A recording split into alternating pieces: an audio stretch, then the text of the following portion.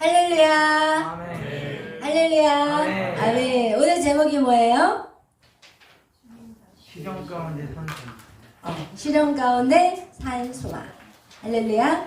네, 우리는 산 소망, 산 소망에 살고 있는 자들이에요.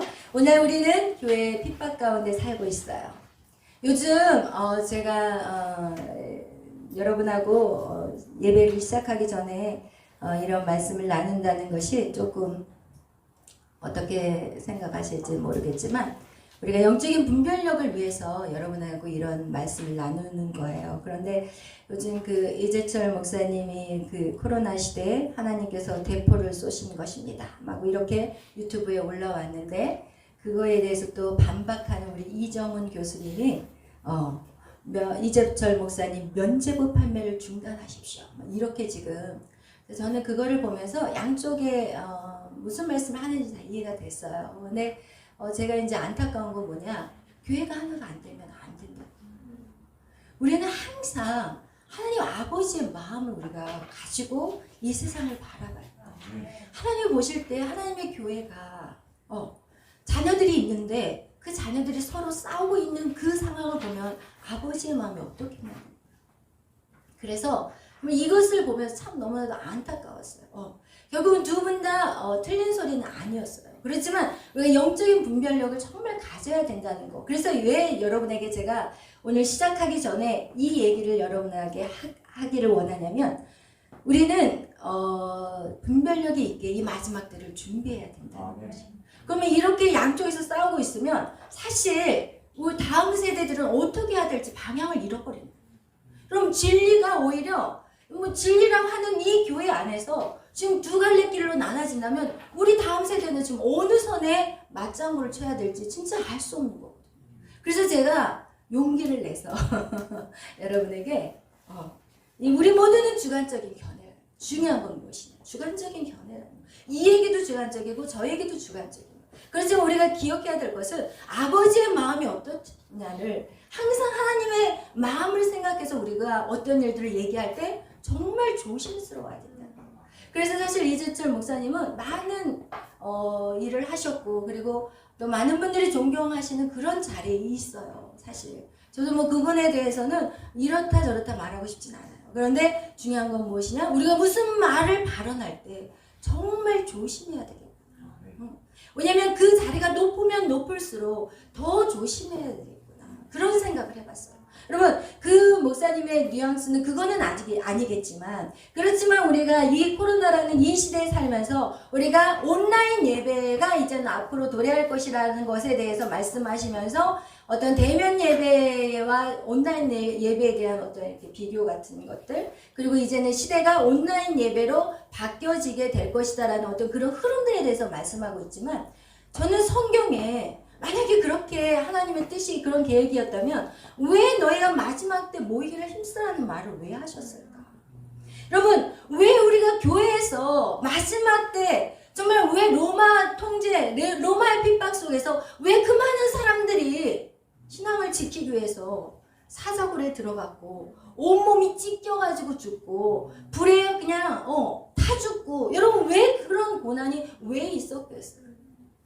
그래서 정말 그분의 그 말씀하는 것들은 이해가 가지만 그런 부분에 대해서는 우리가 정말 영적인 멘토로서 높은 자리에 올라갈수록 우리는 진짜 같은 표현이라도 조금 지혜롭게 할 수 있어요. 예를 들어서 여러분, 온라인 예배를 드리고 있지만 그 온라인 예배로 사실은 대면 예배를 대체할 수는 없어요. 솔직히 표현한다면. 그죠? 여러분도 예배를 참석해 봐서 알잖아요. 그리고 이 온라인 예배하고 이 대면 예배의 그 차이에서 우리가 뭘 느끼냐면, 여러분, 신앙이 어느 정도 불을 받은 사람은 온라인 예배로도 충분해. 그런데 그렇지 못한 사람은 어떻게 해요?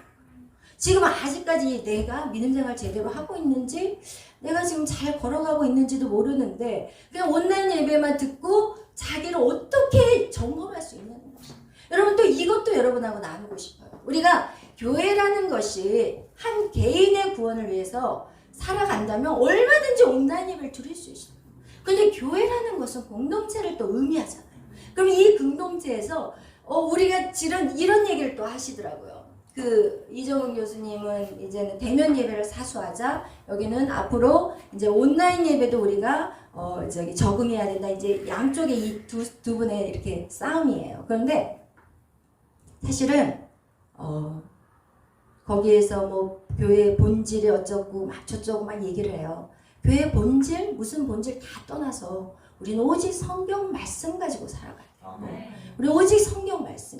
그런데 그 교회의 본질이라는 것도 누가 만들었어요? 본인들이 만든 거예요. 다. 그래서 여러분 우리가 교회라는 교회의 거대한 것들 이런 것들을 또 비판하시는 분들이 있어요. 교회는 그래서 뭐 이런 교회들 교회가 우상시 됐다 막 이런 얘기들을 이제 하세요. 이재철 목사님이라든지 이제 그런 구례 목사님들 얘기를 하시는데 그렇지만 큰 교회로서 성장하면서 또 큰 교회가 해야 될 일들이 있어요. 작은 교회가 해야 될 일이 있고 또 각자 개인이 해야 될 일이 있어요. 각자 개인이 해야 될 일은 뭐냐? 일단은 내 가정, 그죠?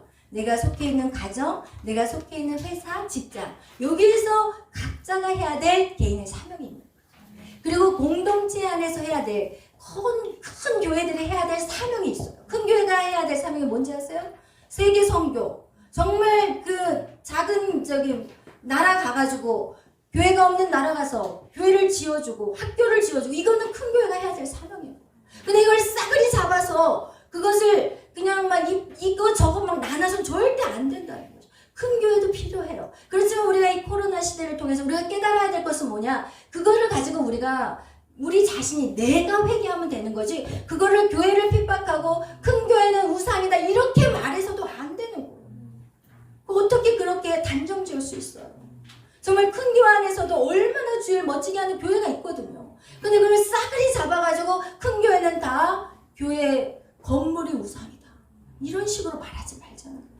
왜 제가 여러분에게 이런 얘기를 하고 싶냐면 여러분이 이제 다음 세대를 이끌어가야 될 자예요. 그래서 영적으로 정확하게 알아야 되기 때문에 저는요 이 편도 저 편도 내 편도 아니고 저는 오직 하나님 마음으로 말씀을 전하고 싶어요. 여러분 교회는 커야 되면 그 큰 만큼의 사역들을 하는 곳이 있는 거예요. 그럼 어떻게 작은 교회에서 선교 가가지고 학교를 지어줄 수가 있어요? 우리는요 선교를 가면 땅밟기밖에 못해요. 교회가 작아서 우물도 지어줄 수 없어요. 근데 큰 교회는 가서 우물 지어주고 학교 세우고 이 일들을 엄청나게 했어요. 여러분 그거를 아무것도 안 한 것 같이 말하지 말자는 거예요. 한 번의 그 말로 한 사람의 그 영향력이요 얼마나 지금 혼란에 빠지게 하는지 몰라요. 어디를 갈지를 몰라. 그러면서 온라인 이제는 뭐 시대가 바뀌었다. 시대가 바뀌었다고 예배가 사라지면 돼요? 모이는 거가 사라지면 돼요? 이건 말이 안 되거든요. 온라인 예배, 대면 예배와 비교할 수 없어요. 그런데 그것을 너무 말씀을 잘하셔. 너무 이성적이게 너무 말씀을 잘하셔요. 그리고 또 이정훈 교수님, 그분이 이제 그거에 대해서 반박하시는 글을 올리셨어요. 그래요. 그분이라고 완전하진 않아요. 저도 그래요. 양쪽을 다 듣지만 우리 인간은 다 부족해요. 근데 중요한 것은 서로 부족한 거를 말하지 말자는 거예요. 그러면 교회는 하나가 돼야 돼요. 그리고 절대로 하나님이 제일 싫어하는 게 뭐냐면 하나님의 영역을 침범하는 건데 그것이 뭐냐? 판단하고 비판하는 거예요. 그것이 바로 선악과였어요. 선악과는요 뭐냐? 인간이 선악과를 따먹고 죄를 범한 게 뭐냐면 선과 악을 가리는 거예요. 어떻게 자기들이 선과 악을 가릴 수 있냐는 거죠. 절대 교회는 선과 악을 가려서는 안 되고 지금 이 코로나 시대를 통해서 교회가 깨달으면 돼. 내가 깨달으면 되는 거고 당신 깨달으세요 라고 말할 필요 없어요. 내가 깨달으면 되고 내가 바뀌면 되고 내가 그동안 예배를 소중하게 여기지 않았고 내가 그동안 그냥 마치 그냥 주일날 도장 한번 찍고 오면은 다 된 것 같이 생활했고 그리고 내가 예수를 믿으면서도 교회 끝나고 나가서 술집에 들어갔고 내가 예수를 믿으면서 서로 사랑하지 않고 원수를 정말 미워하고 증오했다면 그거 내가 바뀌면 되는 거예요. 당신 바꿔라 할 필요가 있어요 없어요? 없어요 여러분. 저는 여러분에게 정말 그분이 너무 안타까웠어요. 왜? 영적인 리더들이 한국을 대표하는 영적인 리더들이 나와서 편을 가르고 있어요. 그렇다면 우리나라는 어떻게 무슨 힘으로 다시 회복될 수 있겠어요? 지금 교회가 힘을 내야 되거든요. 왜냐하면 교회라는 공동체는요 가장 정직해요. 왜냐하면 그 위에 누가 계세요? 하나님이 계세요. 하나님이 계시기 때문에 우리는 뇌물을 함부로 손댈 수 없어요. 나라를 다스릴 때도 어떤 사람은 그 정치 안에서 자기 돈을 챙기는 사람이 있을 거예요. 그렇지만 리얼 크리스찬을 얘기하는 거예요. 그냥 타이틀 여기다가 그냥 썬데이 크리스찬 얘기하는 거 아니에요. 그런 사람들은 그런 자리에 가면은 자기 주머니 채우느라고 정신없겠죠. 그렇지만 제가 말하는 건 리얼 크리스찬. 그런 사람들은 정말 그 위에 누가 계세요? 하나님이 계세요. 모든 일을 행할 때 하나님이 두려워서라도 그 일들을 감당할 수가 없어요. 그래서 정말 하나님의 백성들이 모든 영역 속에 들어가야 되는 원리가 그 원리예요. 그런데 하나님을 믿는 자들, 주의 일을 하는 사람들은 교회 나라의 정치와 합하면 안 된다. 그런 소리도 해서는 안 돼. 하나님이 세우면 가서 쓰는 거고 하나님이 안 세우시면 못 가는 거예요. 근데 그거를 섰다 안 섰다 이런 것조차도 자기 영역이 아니야. 누구의 영역이에요? 하나님의 영역. 아멘. 하나님의 영역을 우리가 침범하는 그것은 우리가 또 다시 주님을 십자가에 못 박는 일이라는 것이다. 아멘. 그래서 여러분 오늘 왜 이 얘기를 여러분하고 먼저 시작하는 시간에 들어가냐면 오늘 우리가 실험 가운데 산 소망이라는 내용으로 이 베드로전서 1장의 말씀부터 이 베드로전서는 어떤 것이냐 교회가 박해를 받을 때 쓰는 거예요. 교회가 정말 세상의 핍박 속에 살 때 베드로가 그 성도들에게 소망을 가지라는 글을 쓴 그 편지를 쓴 것이 바로 무엇이에요? 베드로전서인 거예요. 그래서 이 베드로전서를 기록했기 때문에 여러분 지금 이 시대가 우리가 교회의 핍박 속에 살고 있는 거예요. 거기에 목사님들의 어떤 양쪽에서의 그 표현들을 보면은 이 교회가 생명을 존중해주고 생명을 보호하는 차원에서 교회는 자숙해야 되고 문을 닫아야 되고 예배를 금지해야 되고 이렇게 표현을 하고 있어요. 그런데 여러분 우리 한번 말씀을 나눠봐요. 여러분이 교회를 통해서 이 땅은 지금 움직이고 있어요. 교회가요 기도 열심히 함으로 이 땅의 모든 남북의 지금 이런 중단 상황, 이 지금 긴장감 있는 속에서도 하나님을 이 땅을 지켜주시는 분이 누구예요? 하나님이에요. 아멘. 여러분 크리스찬이 있기 때문에 이 땅은 그래도 버티고 있는 것이에요. 여러분 그런 자존감을 갖고 사셔야 돼요. 아멘. 여러분의 학벌이 아니고 여러분의 재정이 아니고 여러분의 어떤 타이틀 때문에 이 나라가 유지되는 거 절대 아니에요. 하나님의 그 주권, 역사의 주관자는 하나님이시고 그걸 전쟁을 할 것인지 안 하실 것인지 코로나를 이제 어쨌든 그 사람이 만들어 놓은 코로나 할지라도 하나님이 그걸 막아버리려면 막을 수 있는 분도 하나님이시고 그냥 놔두시는 분도 하나님이에요. 모든 주권은 지금 하나님의 손에 있는 것이에요. 그렇죠? 아멘? 그거와 같이 하나님이 이 시대에서 우리가 하나님을 믿는 우리가 정말 이 땅에서 이 일들을 감당해 나아갈 때 하나님의 주권을 인정해야 돼요. 아멘. 그래서 이 코로나에 대한 것도 사실은 정부는 교회의 원인이라고 말하지만 이것을 정확하게 아셔야 돼요. 이 교회가 십자가를 져야 된다는 모든 이 교회의 좋은 얘기는 다 갖다 끄집어내 가지고 정말 영혼을 살아간다면 코로나의 방지를 위해서라도 교회는 대면 예배를 드리지 말라는 표현을 하더라고요. 여러분 그것은 진짜 이거는 성경은 여기다 붙이면 이거가 되고 저기다 붙이면 저거가 되는 절대 아니라는 여러분. 교회가 절대로 코로나를 확산시키는 장본들이 아니라는 거예요. 이런 거 정확하게 알아야 돼요. 우리가 어떤 것까지 타협을 해야 될지 어느 선까지 우리가 지켜줘야 될 것인지 스스로 그것을 크리스찬들을 갖다가 본인이 크리스찬인데 불구하고 그것을 교회가 닫아야 된다는 거예요. 그렇다면 여러분 한번 입장을 바꿔놓고 얘기해봐요. 다른 방법을 한번 생각해요. 여러분이 만약에 예수님을 믿어요. 근데 예수님을 믿는데 그 가정이 여러분이 예수님을 믿음으로 말미암아 풍지박산이 되었어요. 그렇다면 여러분 그 교회 안 나가시겠어요? 그건 아닌 거죠. 그렇죠? 정말 구원의 하나님을 만났는데 그리고 여러분이 거기에서 그 십자가를 질 때 그 가정이 구원을 받는 거예요. 여러분이 지금 이 코로나 시대에 문 닫고 들어가서 그냥 온라인 예배로 들어가 버린다면 이 코로나는 언제까지 지속될지 알 수 없어요. 그거를 모르시는 것 같더라고요. 그래서 여러분, 우리 성도들에게 오는 이 고난과 환난들, 여러분 그 로마 시대 때도 보면은요, 크리스찬들이 굉장한 오해를 많이 받았어요. 로마 그 황제가 사실은 크리스찬 때문에 일어난 게 아닌데 누군가를 어떻게 해야 돼요? 누군가의 원인을 찾아야 돼요. 여러분 항상 우리 방송을 보면은요, 방송에 제가 지금 이제 뭐 전혀 이제 방송은 안 봐버려요. 아예 그냥 머리 아파서 안 봐버리는데, 방송에 그 전에 이렇게 보면은 어떤 나라의 큰 이슈가 막 문제가 생기잖아요. 정치에 대해서 문제가 막 생기면요, 다른 일을 팍 터뜨려버려요. 그래서 모든 시선이 다 뒤로 가게 만들어요. 요번에 뭐 입양한 아이도 뭐 이렇게 죽였다는 그 이슈도 사실은 제가 그 전에 얘기했잖아요. 자기 친부모가 자녀들을 죽인 거가 70명이라니까 1년에. 그런데 그 입양에서 온 아이 그거 한 명 죽인 거 뭐 쉽게 생각하는 건 아니에요. 저도 가슴 아픈 일이지만 어쨌든 그 이슈를 갖다가 온 나라에 그거에 그냥 온통 사로잡히게 만들어 버리잖아요. 그리고 그거에 우리는 깨어 있어야 돼요. 우리가 지금 무엇이 중요한지, 무엇이 여기서 자꾸 본질하면서 본질하는데 성경에 위배된 본질 말고, 그래서 여러분이 정말 말씀을 많이 읽어야 되는 부분들을 제가 깨달은 거예요. 왜냐면 그렇게 나가시는 분들의 특징을 보니까 이 말씀보다도 세상적인 학문을 되게 많이 해요. 그래서 여러분, 세상에 종교적인 거라고 할지라도 성경과 종교와 관련된 책과는 전혀 달라요.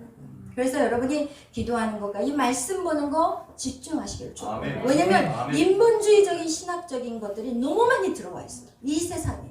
그래서 그것이 책으로 막 나와 있지만 결국은 그거를 읽어보면은 결국은 인간의 이성을 자극시켜 놓아버리고 하나님의 어떤 신적인 것보다는 인본적인 사고로 바꿔버리시더라고요. 그래서 여러분, 더 많이 배우고 더 막 훌륭하신 분들이 오히려 더 성경을 왜곡시키는 경우들이 너무나도 많습니다. 그래서 여러분, 그런 것들을 여러분이 바로 아시기를 축복합니다. 오늘 이 베드로가 이제 고난과 핍박 속에 살아가는 그들에게 편지를 하는 내용이에요. 우리 한번 1장 1절부터 읽겠어요. 시작. 예수 그리스도의 사도 베드로는 본도, 갈라디아, 가바도리아, 아시아와 빌리포리아에 흩어진 나그네, 곧 하나님 아버지의 위대하심을 따라 성령이 거룩하게 하심으로 순종함과 예수 그리스도의 피 뿌림을 얻기 위하여 택하심을 받은 자들에게 편지하노니 은혜와 평강이 너희에게 더욱 많을지어다. 아멘. 할렐루야. 그래, 오늘 베드로가 핍박받는 디아스포라, 그죠? 핍박받은 흩어진 나그네라고 표현하고 있어요. 그런데 그들이 어디에 살고 있냐면 지금의 터키에 살고 있는 성도들이에요. 쉽게 표현하면. 근데 이제 그들이 왜 거기에서 살게 되었냐면 이스라엘이 우상 숭배를 함으로 말미암아 가나안에 살던 그 이스라엘 백성들이 북이스라엘은 아수르에 의해서 멸망됐고 남이스라엘은 바벨론에 의해서 멸망돼 버렸어. 그리고 그들이 다 끌려가고 뭐 또 막 혼혈족이 되고 막 이렇게 살다가 이제는 하나님이 이제 다시 돌려보내기는 했지만 거기에서 소수만 왔어요. 다 오지 못했어요. 왜냐면 그곳이 이제 오랫동안 뭐 70년 이상 살아버렸기 때문에 이제 거기가 자기 집이 돼버리고 이제 그곳이 이제 편안한 삶이 돼버렸기 때문에 그곳에서 오지 않는 많은 유태인들이 있었어요. 그러니까 그 유태인들을 통해서 또 이방 사람들이 결혼해서 개종을 하게 되고 이렇게 해가지고 디아스포라라는 흩어진 그 나그네들이 쫙 이 터키 지역이라든지 소아시아 지역에 살고 있었어요.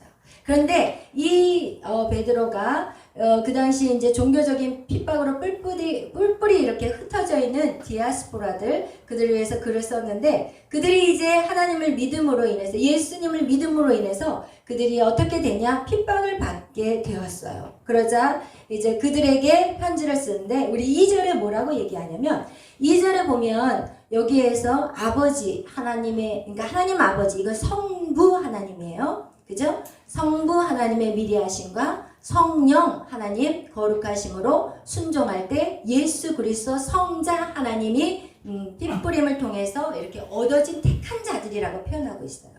여기에서 이 베드로가 그 글을 쓰면서 삼위일체 하나님에 대해서 정확하게 언급하고 계시고 있습니다. 여러분, 삼위일체 하나님, 이 교리를 흔드는 신학자들도 많아요. 우리가 기본적으로 알아야 될 것은 우리는 성삼위 하나님을 믿는다는 거, 이것이 우리의 뿌리인 것입니다. 아멘. 그러면서 그들에게 인사말을 하는데, 여러분에게 무엇이 있기를 원한다고요?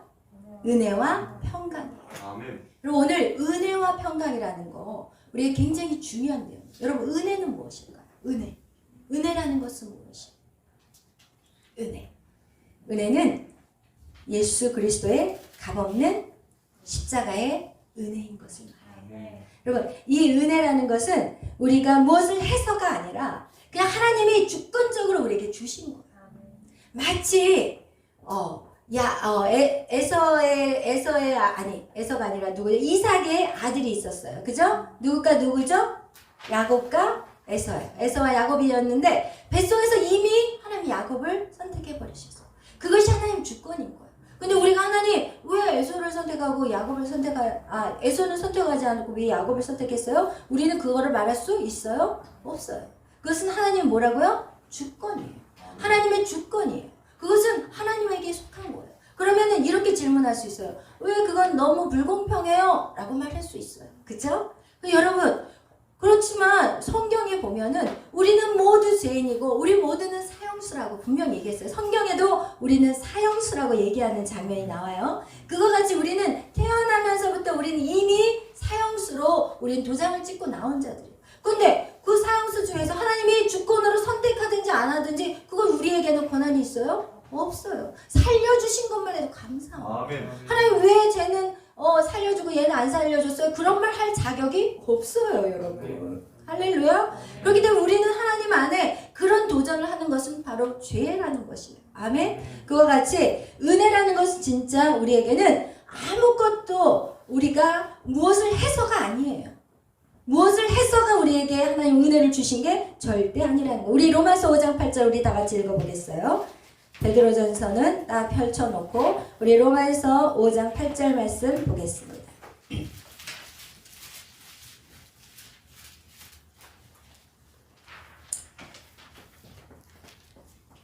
읽겠습니다. 시작. 우리가 아직 죄인 되었을 때 그리스도께서 우리를 위하여 죽으심으로 하나님께서 우리에 대한 자기의 사랑을 확증하셨느니라. 아멘. 그래요. 우리가 무엇 되었을 때? 죄인 되었을 때. 여러분이 죄인 되었을 때 하나님은 이미 여러분을 선택했어요. 아멘. 무조건적으로 선택하셨어요. 아멘. 그러니까 여러분은 하나님의 은혜를 묵상하셔야 돼요. 아멘. 그런데 사실은 모태신앙에서 태어난 사람들은 하나님의 은혜에 묵상하기가 쉽지가 않아요. 왜냐면 모태신앙으로 성장했기 때문에 그렇게 큰 죄가 없어. 눈에 보이는 마음으로 지은 죄, 보이지 않는 것에서 지은 죄들이 있을지 모르지만 막 이렇게 특별하게 막 살인을 하거나 막 도적질을 하거나 막 진짜 보여지게 막 음란한 행동을 하거나 이런 거가 없기 때문에 사실은 그 은혜가 약해. 그렇지만 우리는 그 은혜를 계속해서 묵상합니다. 여러분, 하나님의 그 구원의 은혜, 정말 우리를 하나님의 자녀로 택하신 것은 여러분이 잘나고 똑똑하고 여러분이 정말 그냥 마음이 선해서 여러분을 찾은 건 절대 아니라는 거예요. 여러분, 그것을 여러분이 기억하셔야 돼요. 우리가 밤마다 신명기의 말씀을 읽지만 우리 오늘 신명기 9장도 한번 찾아보겠어요.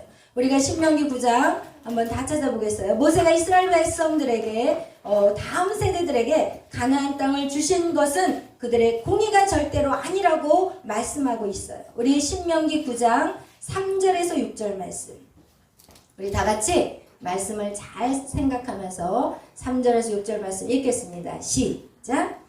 오늘 너는 알라 내 하나님 여호와께서 맹렬한 불과 같이 내 앞에 나아가신즉 여호와께서 그들을 멸하사 내 앞에 엎드러지게 하시리니 여호와께서 내게 말씀한 것 같이 너는 그들을 쫓아내며 속히 멸할 것이라. 내 하나님 여호와께서 그들을 내 앞에서 쫓아내신 후에 내가 심중에 이르기를 내 공의로움으로 말미암아 여호와께서 나를 이 땅으로 인도하여 들여서 그것을 차지하게 하셨다 하지 말라. 이 민족이 악함으로 말미암아 여호와께서 그들을 내 앞에서 쫓아내심이니라. 내가 가서 그 땅을 차지함은 내 공의로 말미암이 아니며 내 마음이 정직함으로 말미암도 아니요 이 민족이 악함으로 말미암아 내 하나님 여호와께서 그들을 내 앞에서 쫓아내시니라. 여호와께서 이같이 하심은 내 조상 아브라함과 이삭과 야곱에게 하신 맹세를 이루려 하시니라. 그러므로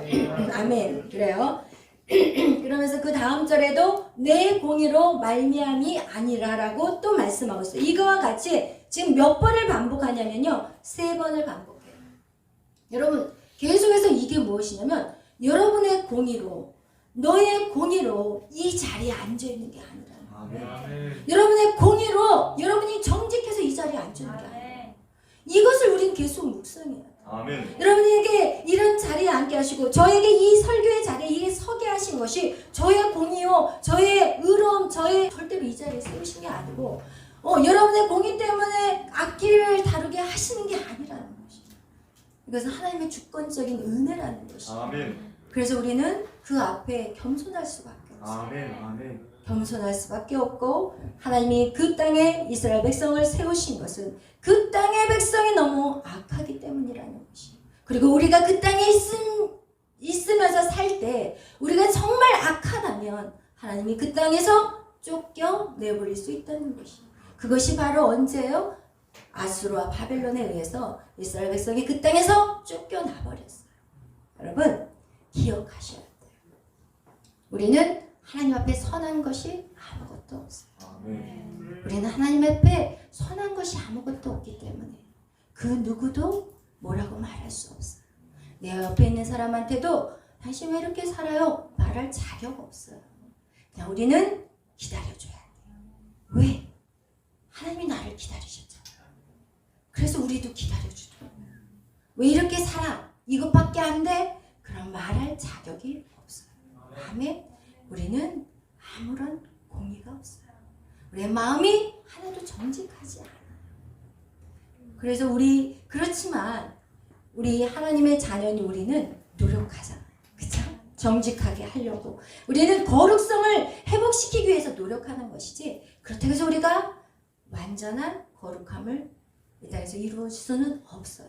그렇지만 중요한 건 우리 밑바닥에 늘 깔려있는 건 뭐냐? 나는 선한 것이 아무것도 없습니다. 내 안에 누가 계셔야지 선해요? 예수 그리스도입니다. 그러면서 여러분에게 은혜와 평강이라고 얘기하고 있는데, 그럼 평강은 뭐예요? 평강은 우리 마음 안에 편안함이에요. 그죠? 어떤 비바람이 몰아쳐도 그냥 지진이 난다 할지라도 두려움 없는 마음, 이게 바로 우리 안에 평강이잖아요. 그죠? 그 다음에 이 평강이라는 것은 우리에게 누가 주셔야만 이 진정한 평강을 누릴 수 있어요? 하나님이. 우리 요한복음 14장 27절, 너무나도 잘 아시는 말씀이지만 찾아보겠어요. 요한복음 14장 27절, 우리 다 같이 찾아보겠어요.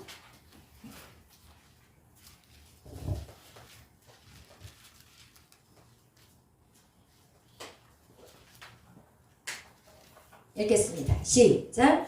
평안을 너에게 끼치노니 곧 나의 평안을 너에게 주노라. 내가 너에게 주는 것은 세상이 주는 것과 같이 아니하니라. 너희는 마음에 근심하지도 말고 두려워하지도 말라. 아멘. 그래요. 하나님이 주님이 주시는 평안은요, 세상이 주는 것과 같지 않대요. 여러분, 이 평안이 여러분 안에 임해야 돼요. 그런데요, 은혜는 하나님이 한없이 주는 거예요. 은혜는요, 하나님이 한없이 주는 건데, 이 평강은요, 여러분이 싸워야 돼요. 여러분, 하나님 예수 그리스도가 내 안에 오시도록 내 안의 것들을 청산하는 작업을 나와 주님이 성령님하고 같이 해야 됩니다. 여러분, 그냥 맹목적으로 주님을 믿고 가만히 있다고 해서 여러분 안에 평강이 오냐? 절대 아니에요. 여러분, 그런 고난의 시간을 거쳐야만이 평강이 내 안에 임한다는 것이에요. 근데 오늘날 많은 사람은 착각 속에 살아요. 평안이 마치 세상이 주는 복으로 착각해요. 하나님이 주는 복과 세상이 말하는 복은 달라요. 하나님이 말씀하는 것은 우리의 보이지 않는 축복에 대해서 말씀하고 있는데, 세상 사람들은 보이는 것에 채워주고, 그리고 그것이 뭔가 눈으로 보여지고 세워지고 이런 것들을 평안이라고 생각해요. 절대 아니에요. 여러분 그런 착각 속에 살기 때문에 오늘날 코로나로 인해서 모든 종교인들이 싹 숨어버렸어요. 왜? 두려워요. 여러분 생각해봐요. 막 저기 방송에서 계속 사람들이 막 호흡기 막 끼고 있고 막 우주복 입고 막 왔다 갔다 하는데 안 두려울 사람 어디 있어요? 죽음 앞에서. 근데 그 죽음 앞에서 누가 두려워하느냐, 누가 평안을 찾느냐, 이것이 바로 믿음이 있느냐 없느냐의 차이인 거예요. 여러분. 그래서 이 평안은요, 우리가 영적인 전쟁 안에서 승리하면 할수록 평안이 오기 시작해요. 우리가 예를 들어서 군대에 가요. 오늘날에 군대가 또 이거 잠깐 또 설교하고 사이드로 빠지는 건 얘기지만, 여러분 북한의 군인들은 남자들이 몇 년 동안 군대에서 일하시는지 아세요? 복역하는지 아세요? 10년. 여자들은요? 7년. 그럼 우리 한국은 지금 군에서 몇 개월 하죠? 18개월. 여러분, 이 전쟁이 나면 게임이 되겠어요? 여러분? 왜냐면 18개월 군인 들어가가지고 총 몇 번 잡고 들었다 놨다 하다가 그냥 제대하는 거예요. 요즘 군대는 또 최신식이라서 컴퓨터 같은 거로 다 작동을 하는데 가서 습득하고 나오고 교체가 돼버리는 거예요. 그러면 이거 지금 우리나라가 절대로 하나님이 지켜주지 않으면 이 상황에서 그냥 끝장나는 거예요. 솔직히 편한다면. 제가 그 얘기를 지금 하려고 하는 건 아니에요. 여러분. 그렇지만 여러분에게 말씀드리고 싶은 거는 이 나라의 정부가 지금 군대 안에 있는 모든 기강을 싸그리 풀어버렸어요. 어떻게 우리 애노 형제가 저한테 연락하고 이래서 고맙긴 하지만 핸드폰을 다 나눠줘. 5시 이후로는 다 나눠줘. 언제 훈련받고 언제. 여러분 미리 훈련하세요. 도망칠 훈련이 지금은 도망쳐도 안 되게 한 번에 끝나기 때문에 지금 우리의 이 모든 안보는요 완전히 다 깨져 있다는 거 아세요? 지금 나라가 지금 그렇게 흘러가고 있어요. 나라가 나라를 위한 정치가 절대 아니라는 걸 아시기를 축복해요. 우리가 무엇을 위해서 하나가 돼야 되고 연합이 돼야 되고 지금 교회가 이게 예배예요, 이거 싸울 시간이 아닌데 지금 사단은 우리에게 딴짓하게 만드는 거예요. 여러분 절대로 우리는 정확하게 알아야 돼요. 지금 우리나라 군인들 18개월 가서 뭐하고 오겠어요? 한번 군대 갔다 오신 분들 생각해봐. 18개월이면. 그런데 저녁엔 풀어놔. 마음껏 카톡하고 연락하고 집에다 전화하고 할렐루야 할까 말까 그래요. 여러분 정말 심각해요. 심각해요. 근데 제가 말씀드리고 싶은 건 이게 아니에요. 이제 알고 있으라는 거예요. 얘기가 나와서. 근데 우리 안에 이 평안이라는 거. 예를 들어서 여러분 군대를 갔어요. 근데 이제 군대 가가지고 총 쏘는 훈련하고 처음에 얼마나 힘들겠어요. 그죠? 탕 하면 온몸이 막 흔들리잖아요. 근데 그렇게 훈련을 했는데 그 훈련을 딱 하고 나서 어디에 이제 전쟁이 났어. 빨리 이제는 움직이자. 그랬을 때 여러분 어떤 마음이 오겠어요? 나 죽었구나. 이제 죽었구나. 고향에 있는 엄마, 또 애인 있는 이제 또 남자들은 결혼도 못 해보고 막 이러면서 갈 거 아니야. 이제 나는 죽었어. 나는 이제 끝이라고 갈 거야. 분명히. 처음 훈련 받고 가는 전쟁하는 그 임하는 자세가.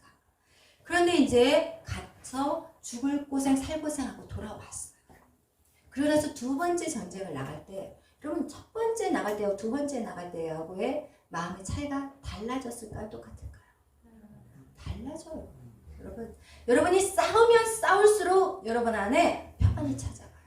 그리고 이제는 그 영적 싸움도 똑같은 거예요. 영적 싸움도 여러분이 싸워보지 못하면 여러분 안에 평강이 올 수 없어요.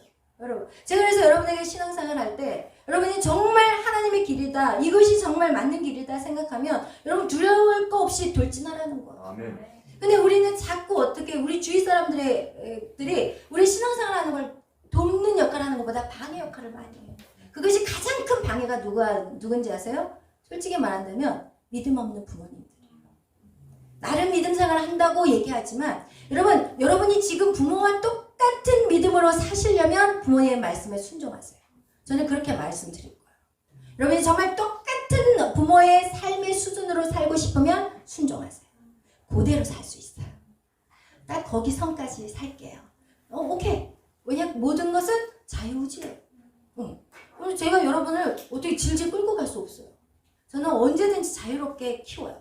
저희 메리도 자유롭게 키웠어요. 교회 안 갈래? 자. 새벽기도 안 갈 거야? 자. 여기 와버리고. 자. 요즘은 이제 경쟁자가 생겨가지고 잘 수가 없어. 막 무슨 형자 은자라는 자매가 우와 새벽 4시에 일어나가지고 막 출동하니까 메리가 자고 싶어도 형은이 하면서 일어나. 형은이 하고 일어난다니까 여러분. 그래서 우리는 공동체가 중요해요. 서로 돕고 배울 수가 있다.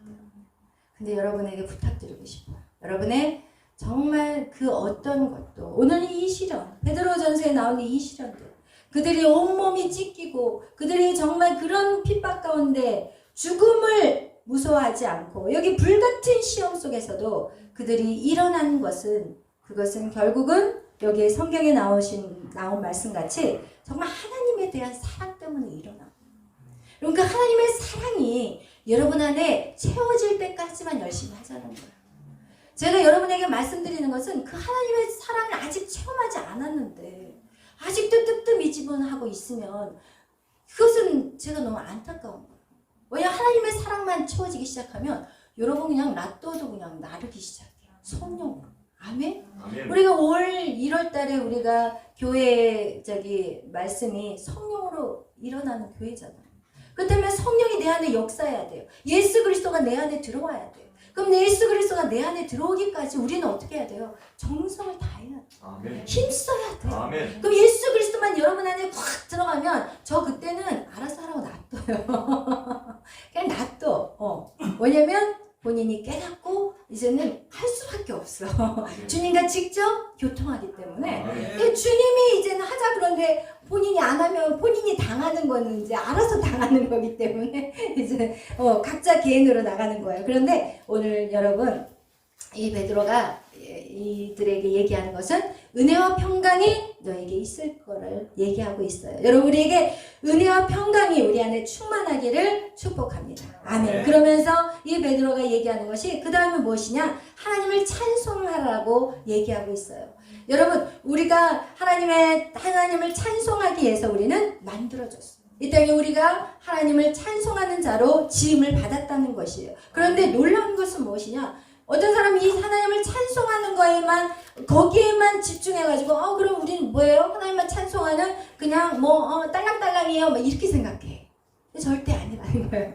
딸랑딸랑이 아니라 하나님을 찬송하는데 놀라운 건 뭐냐? 하나님을 찬송할 때 주의 영광이 내게도 임하는 거예요. 그래서 나를 영화롭게 하는 거예요. 하나님은 하나님을 영화롭게 우리가 찬송 안 해도 하나님 영화로우신 분이야. 여러분이 찬송 안 해도 온 만물이 주를 찬양해.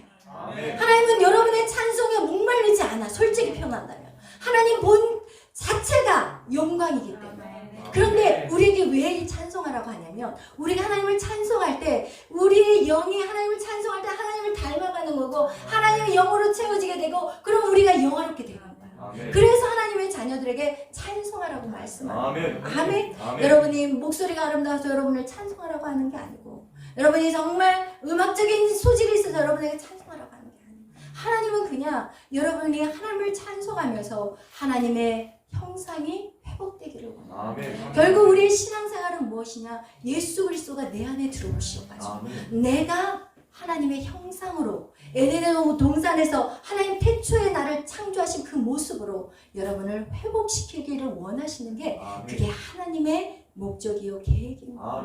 그래서 그런 형상과 모양으로 여러분이 이제 세상에 나가서 하나님의 형상들로 저들이 회복될 수 있는 통로가 되어줘요. 여러분은 통로일 뿐이야.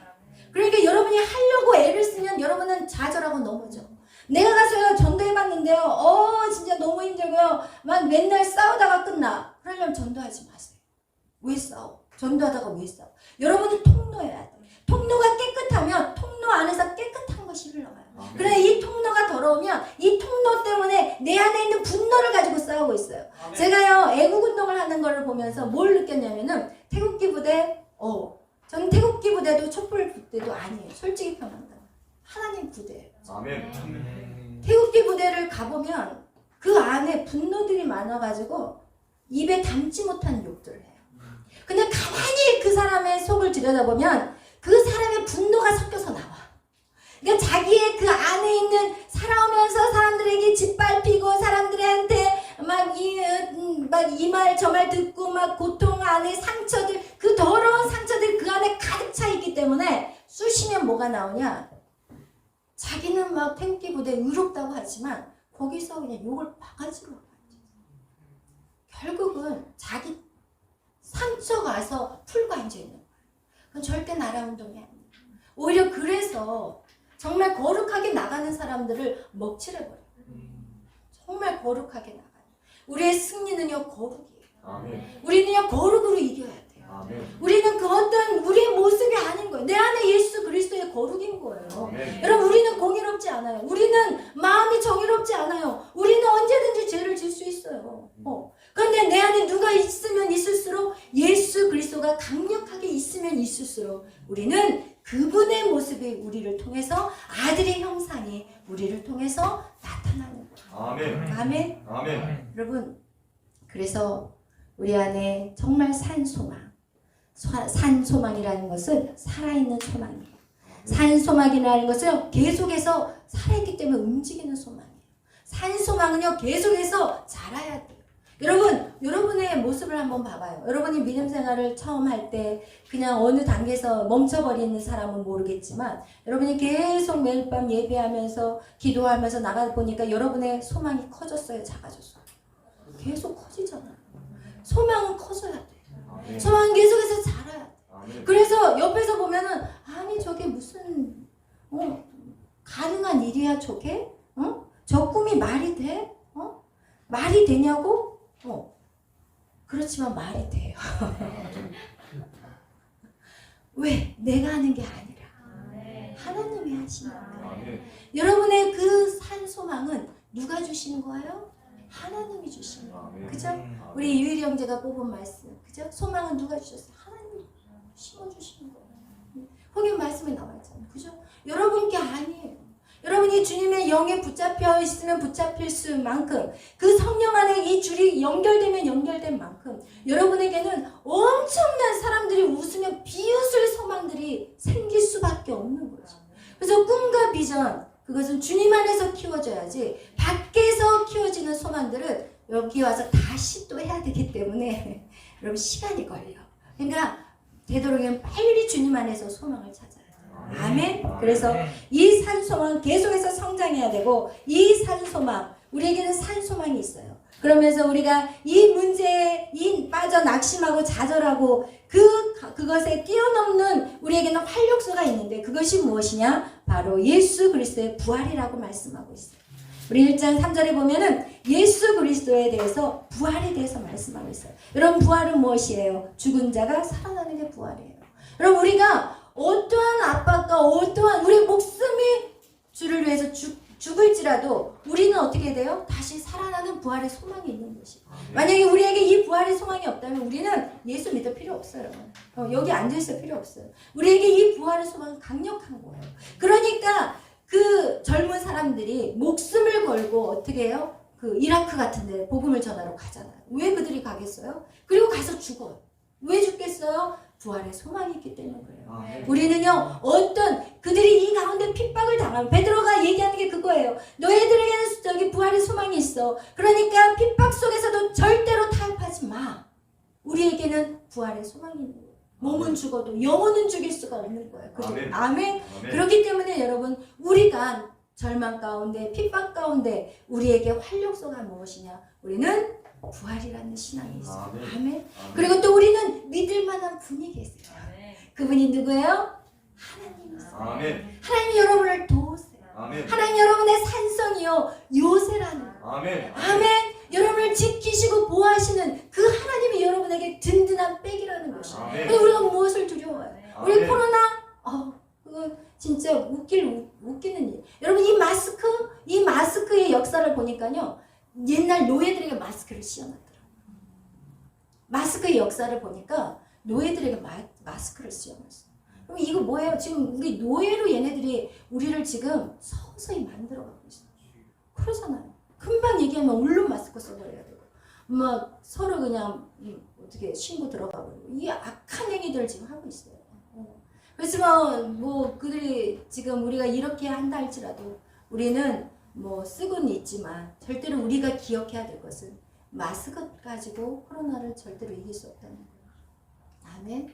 그래서 여러분 이 시국에 대해서 여러분이 철저히 알고 계셔야 된다는 거. 그리고 정말 어떠한 핍박 속에서도 내가 순교자의 신앙의 영성을 여러분 키워가셔야 돼요. 절대로 온라인 예배 안에서 순교자의 영성은 키워질 수 없어요.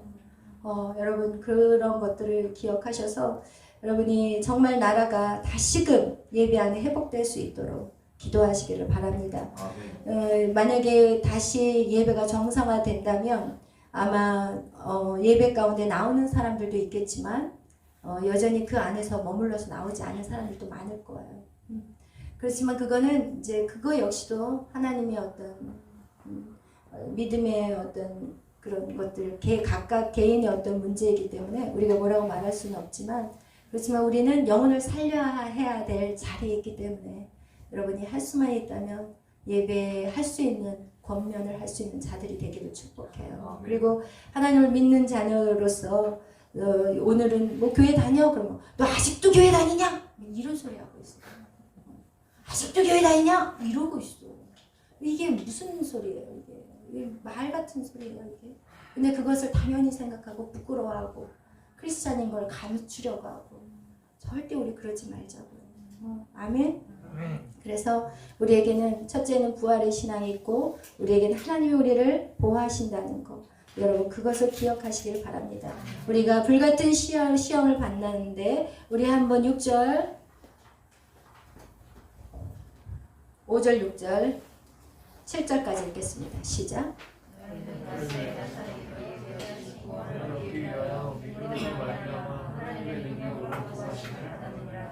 그러므로 너희가 이제 여러가지 시험으로 말미암아 잠깐 근심하면 되지 않을 수 없으나 오히려 크게 기뻐하는도다. 너희 믿음의 확실함은 불로 연단하여도 없어질 것보다 더 귀하여 예수 그리스도에서 나타나실 때 칭찬과 영광과 존귀를 얻게 될 것입니다. 아멘. 할렐루야. 여러분 우리가 불같은 시험이 온다는 것을 기억하세요. 성경에 보면은 많은 사람들이 예수의 이름 때문에 핍박을 받는다고 나와 있어요. 우리는 이 말세를 살기 때문에 핍박을 두려워해서는 안 돼요. 그것이 두려울 수는 있지만 여러분이 계속해서 믿음 안에서 신앙 안에서 말씀 안에서 기도 안에서 계속 이 안에 있으면 그것을 이길 수 있는 힘이 길러지는 거예요. 그것을 우리 안에 그런 힘을 길 뿐만 아니라 여기서 보면은 하나님이 능력으로 보호해 주셔요. 하나님이 이길 수 있는 힘도 주시고 순교자로 죽을 수 있는 힘도 주시는 거예요. 그렇기 때문에 아무것도 두려워하지 않는 저와 여러분이 되시기를 축복합니다. 아멘. 그리고 여러분에게 예수 그리스도의 때 어떤 역사들을 이루어 가시냐? 여러분 안에 칭찬과 그리고 영광과 존귀함을 얻는 자들이 될 것입니다.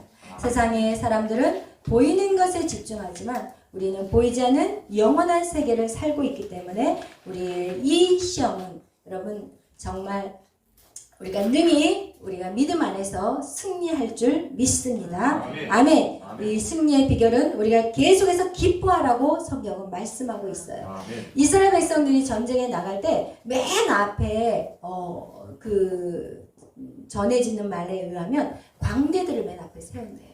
그리고 막 통수와 피리를 불고 막 찬양을 한대요. 막 찬양을 하면서 기뻐하면서 전쟁에 나간대요. 근데 여러분 그거 굉장히 중요해요. 우리가 세상에 살 때도요. 여러분이 어떠한 장애물이 있어요. 근데 제가 지난번에 어떤 거를 이제 봤냐면 영어를 잘하려면 어떤 사람이 영어를 잘하냐면 두려움이 없는 자가 잘해요. 마음 안에 두려움이 있는 순간 굳어버린대요. 우리의 뇌가. 그래서 그 외국 사람이 그거를 이제 오랫동안 영어를 가르치면서 그분이 깨달은 게 뭐냐? 두려움이 없는 사람들이 습득을 잘한다. 그러니까 벌써 나 이 영어는 꽝이야. 나는 영어 때문에 내 인생 망했어. 이런 사람은 평생 망해. 그런데 그래? 할 수 있어. 즐겁다. 일단은 즐겁다고 치고 나가는 거야. 생각 속에 즐거워. 행복해. 영어 너무 좋아. 막 이러면서 나가잖아요. 그러면 습득력이 다르다. 이것은 제가 하는 얘기가 아니에요. 그리고 그것이 모든 사람에게 다 있어요. 운동 경기 시합에 나가는데 큰일 났다. 이제 망했다. 이제 연습 조금만 나게 죽었다. 나는 안 되겠다. 이런 사람 어때요? 망해. 게임 전에 망해.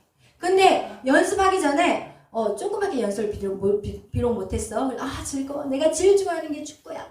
이야, 나는 그냥 운동 안 해도 그냥 축구 공만 봐도 좋아. 막 이러면서 나가면 이길 수 있는 거야. 그럼 그거 영적인 원리하고 세상의 삶하고 똑같은 거예요. 그래서 여기에서 베드로가 얘기하는 것은 기뻐하고 즐거워하라는 거예요. 근데 이 기뻐하고 즐거워하는 것이 결국은 쉽지 않지만 여호와를 위해 기뻐하고 즐거워하는 것은 여호와를 사랑하면 그 마음이 생겨요. 그러니까 여러분이 여호와를 사랑하고 예수 그리스도를 사랑하고 우리 그 성령님을 사랑하며 이 삼위일체 하나님을 사랑하면서 우리가 전진하고 나갈 때 우리에게 승리의 비결이 온다는 거예요. 그래서 성경은 신명기의 말씀 뭐라고 그랬어요? 너희는 힘을 다하고 뜻을 다하고 마음을 다해서 여호와를 사랑하라고. 이게 바로 신명기의 핵심이 오늘날 여러분에게도 우리에게 말씀하는 핵심인 거예요. 여러분이 하나님을 사랑하면 사랑하기 때문에 모든 일이 기쁜 거예요. 사랑하는 사람 때문에 죽는 것도 기뻐. 핍박을 받는 것도 기뻐. 그것이 우리의 사랑의 비중에 따라서 차이가 있다는 거예요. 아멘? 그래서 여러분 오늘 이 베드로가 얘기하는 것은 내가 그런 고난 가운데 이길 힘이 무엇이냐? 바로 사랑이라고 말씀하고 있고 또 그 사랑은 우리가 사랑을 받은 자들은 그거 안에서 기뻐하고 즐거워할 수 있고 그렇게 해서 승리하는 자들에게는 어떻게 하시냐? 칭찬과 영광과 존귀가 우리 가운데 있다는 것을 말씀하고 있습니다. 오늘 말씀 본문의 말씀과 같이 여러분 우리에게 산 소망이 있어요. 우리에게 그 핍박과 고난과 어려움 속에 우리에게는 산 소망이 있어요. 그 어떤 것도 설사 우리를 죽인다 할지라도 우리는 영원한 나라가 있어요. 아멘. 그래서 여러분 오늘 이 말씀 본문의 말씀을 붙잡고 승리하는 저와 여러분이 되시기를 축복합니다. 아멘.